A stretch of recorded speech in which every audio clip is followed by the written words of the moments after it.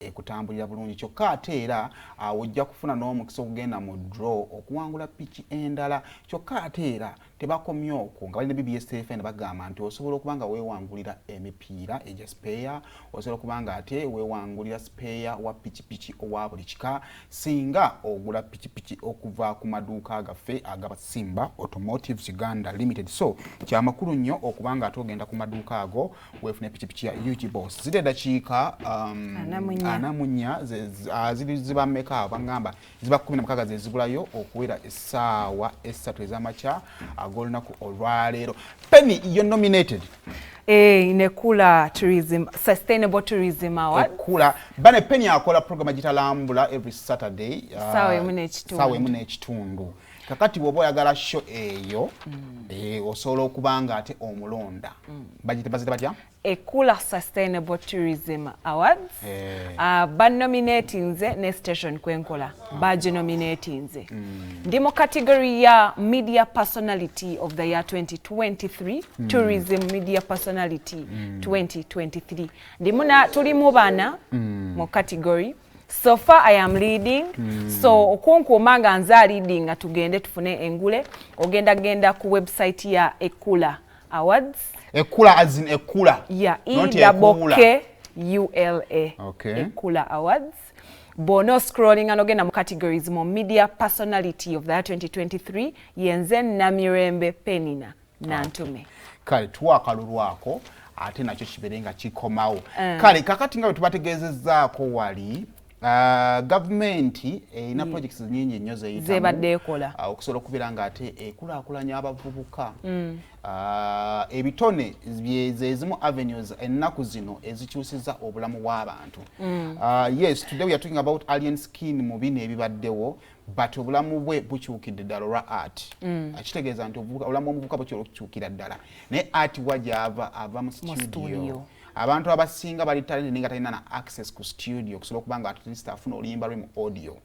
Kakati studio eyogerwako divorce okusobola okuba nga tulondola ezimu ku project za government n'okulaba oba zisobola okuganyula abavubuka.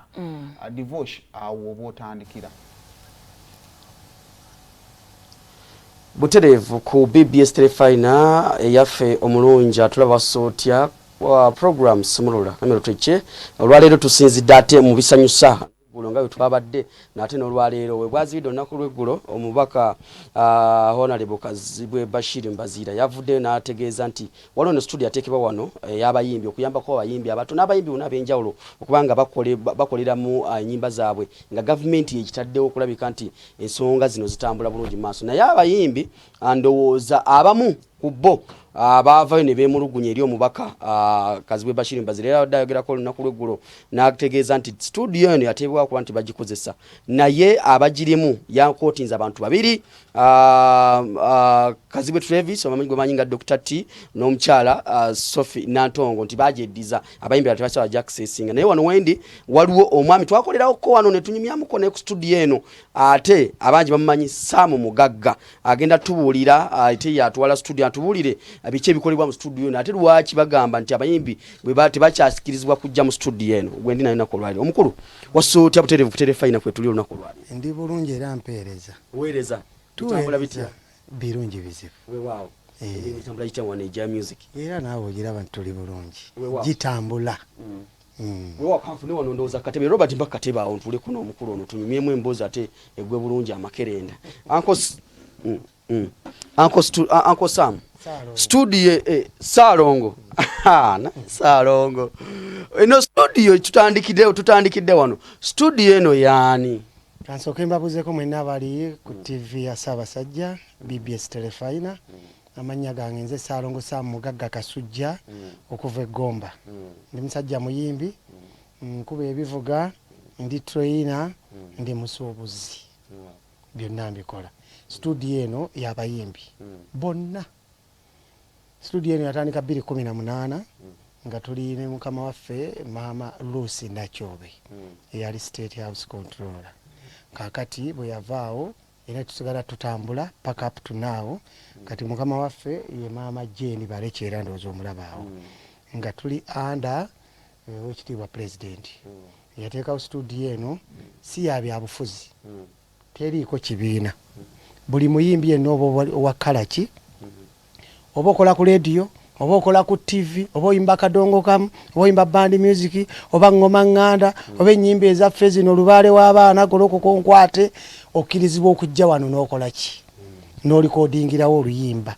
Ffenna yaffe, oba oli MP, oba oli minisita, oba oli ani ng'oli muyimbi okwata microphone, okkirizibwa okujja wano n'olikodingirawo sente. Tetulikodingira sente, olikodingira bwereere. Salongo, Dr. T ne mchala Sophie Nantongo abayogeddwako olunaku lw'eggulo bakolanga baani mu studio eno? Nze nno naade saabira birabye kiro, ate abantu okumanya banjaga batwagala nnyo.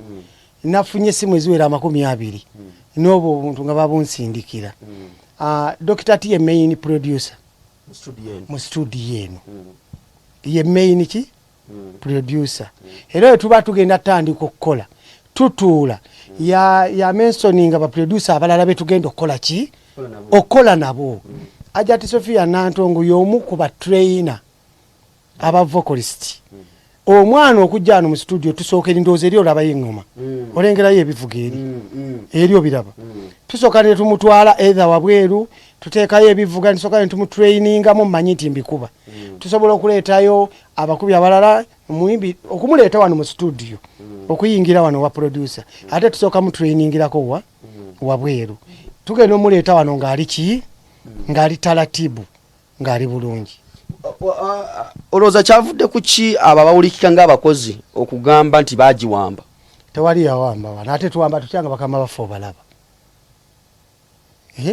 Kitukase w'omubaka eri. Osobola okankubuuza ekibuuzo, osobola okuwamba BBS? Toli muweereza ku BBS? Osobola ogiwamba ne Dr. Kwefu? Ate tutwala yaki naye bwe kitukira mu parliament okugamba nti ate bano baagiwamba abana ababiri, omuntu alina kusasula sente mmeka okukolera wano? Tewali wano kusasula sente. Nze gweyogera naye nze chairman wa wano, nze chairman. Era nze nkola ne bali be babadde boogerako.